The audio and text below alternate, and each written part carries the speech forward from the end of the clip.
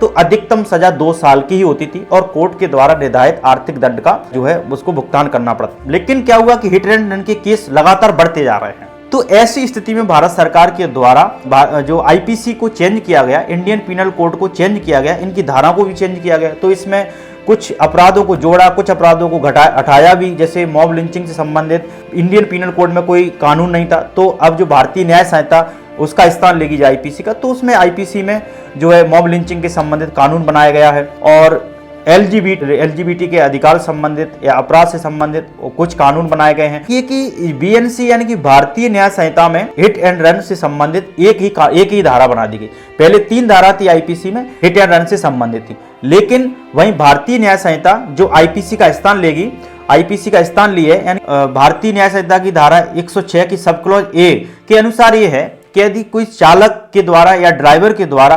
सड़क हादसे में या रोड एक्सीडेंट में, वो टैक्सी ड्राइवर भी हो सकता है,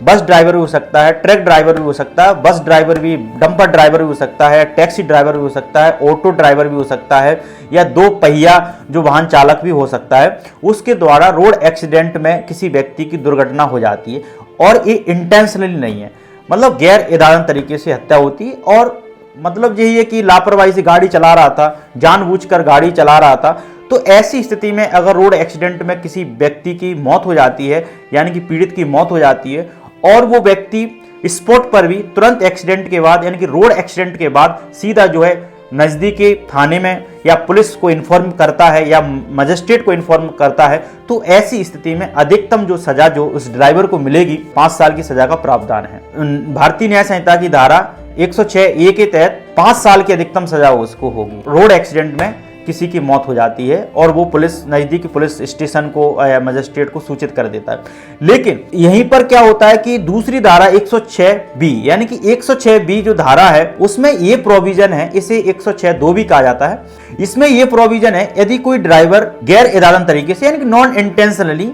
उसका कोई इरादा नहीं है बल्कि जानबूझकर या फिर केयरलेस तरीके से असावधानी पूर्वक गाड़ी चला रहा है, वो गाड़ी चलाते हुए रोड एक्सीडेंट में किसी व्यक्ति की मौत हो जाती है, रोड एक्सीडेंट में वो व्यक्ति मर जाता है, उसकी मौत हो जाती है, चालक जो वाहन चालक है वो व्यक्ति भाग जाता है, क्योंकि वो बड़ी वाहन चालक है और वो व्यक्ति भाग जाता है, तुरंत स्पॉट से भाग जाता है और वो बिना पुलिस को सूचित करते हुए, बिना मजिस्ट्रेट को सूचित करते हुए वहां से भाग जाता है। तो ऐसी स्थिति में उसको 10 साल की सजा का प्रावधान, अधिकतम 10 साल की सजा का प्रावधान किया गया है। अप टू 10 साल तक यानी 10 ईयर तक सजा का प्रावधान है और 7 लाख का जुर्माना है। यही धारा जो है यानी कि 106B यानी कि 106(2), ये धारा कहीं ना कहीं विरोध का कारण बनी। यही धारा में बड़े जो ट्रांसपोर्ट एसोसिएशन है, बस एसोसिएशन है, ट्रैक एसोसिएशन है, कि ड्राइवर से संबंधित एसोसिएशन है, संगठन है, इन्होंने बड़े स्तर पर विरोध दर्ज किया गया और कहा कि ये धारा ड्राइवरों के अधिकारों के खिलाफ है, उनके हितों के खिलाफ है और ये कहीं ना कहीं ड्राइवरों पर एक तरीके से उनको कड़ी से कड़ी सजा देने का एक तरीके से प्रयास किया जा रहा है। और AIMTC, all India motor transport Congress के द्वारा, इसके द्वारा कहा गया वैसे ही चालकों की, ड्राइवर्स की नौकरियां छोड़ रहे हैं और 27% जो ड्राइवर हैं उनकी वैसे ही भारत में कमी है और कहीं ना कहीं ये जोखिम भरा व्यवसाय है, ऑक्यूपेशन है, इसको लोग वैसे ही छोड़ रहे हैं। इसमें इस धारा के आने से लोग ड्राइवर की नौकरी छोड़ेंगे और इस प्रोफेशन में, यानी कि इस ऑक्यूपेशन में, यानी कि चालक के या ड्राइवर के ऑक्यूपेशन में लोग नहीं आएंगे। तो आप इतने कठोर कानून, इतने सख्त कानून को लागू नहीं कीजिए। लेकिन all India motor transport Congress AIMTC की बात की जाए तो इसके कहने पर बड़े स्तर पर आपने देखा होगा, इसके कहने पर या इसकी अपील पर पूरे उत्तर भारत में देखिए कि चालकों के द्वारा बड़े स्तर पर धरना प्रदर्शन आंदोलन देखने को मिला, यानी कि चक्का जाम उन्होंने कर दिया गया, चक्का जाम कर दिया गया। इसका कारण उन्होंने कहा कि भारतीय न्याय संहिता में जो 106B जो धारा जोड़ी गई है, जो ड्राइवर को सख्त दंड की बात करती है, आर्थिक दंड की बात करती है, तो इसकी कुछ तो फिर ड्राइवरों ने की मांग है, यानी कि AIMTC की मांग है कि भारत सरकार को, यानी कि भारत सरकार के गृह मंत्रालय को जितनी जल्दी हो इस ऐसे काले कानून को, कड़ी से सजा देने वाले कानून को, सख्त कानूनों को वापस लिया जाना चाहिए। ये कानून जो ड्राइवरों के हितों के खिलाफ है, उनके अधिकारों के हितों के खिलाफ है। तो इस कानूनों का जब वाहन चालकों के द्वारा, ड्राइवर चालकों के द्वारा विरोध किया गया, चाहे वह टू व्हीलर जो टैक्सी ऑटो ड्राइवर हो, चाहे वह ट्रक चालकों के द्वारा, डंपर चालकों के द्वारा। आपको कई राज्यों में ये आंदोलन देखने को मिले, महाराष्ट्र हो, मध्य प्रदेश हो, राजस्थान हो, हरियाणा हो, हिमाचल प्रदेश हो। ये सब के जो एसोसिएशन थे, इन राज्यों के जो एसोसिएशन थे, all India motor transport Congress यानी AIMTC के अपील से सभी छोटे छोटे चालकों के संगठनों ने,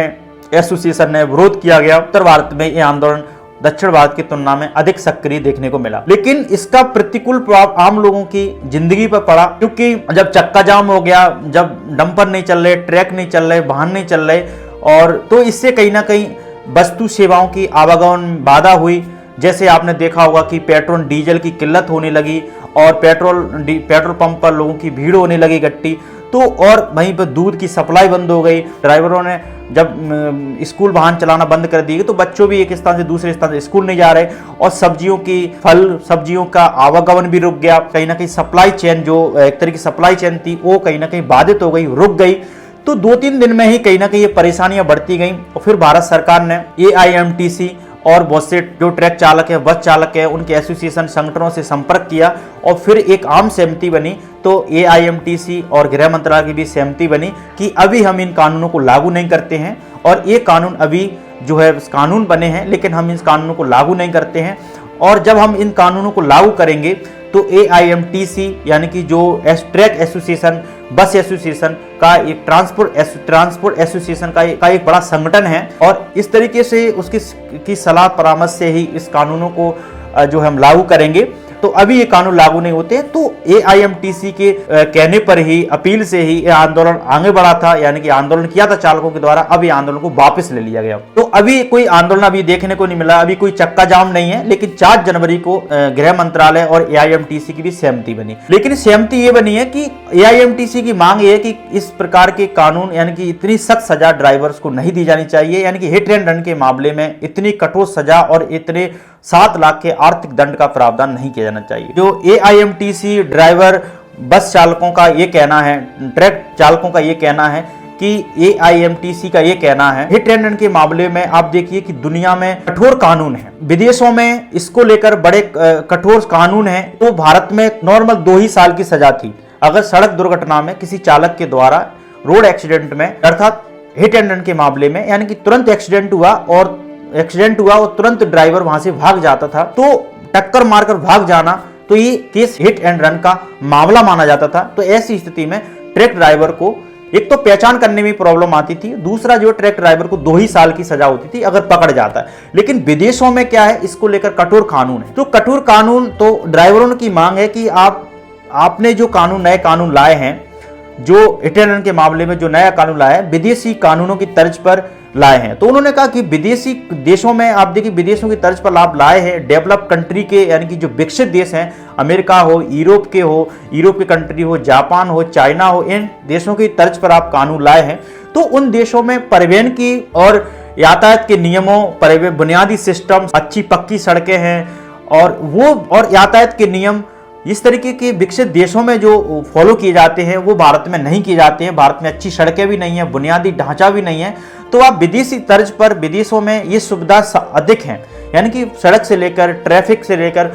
और बुनियादी इंफ्रास्ट्रक्चर को लेकर, इस तरीके से वहां पर सख्त कानून है, तो वहां पर सुविधाएं बहुत अच्छी हैं। लेकिन भारत में यातायात के नियम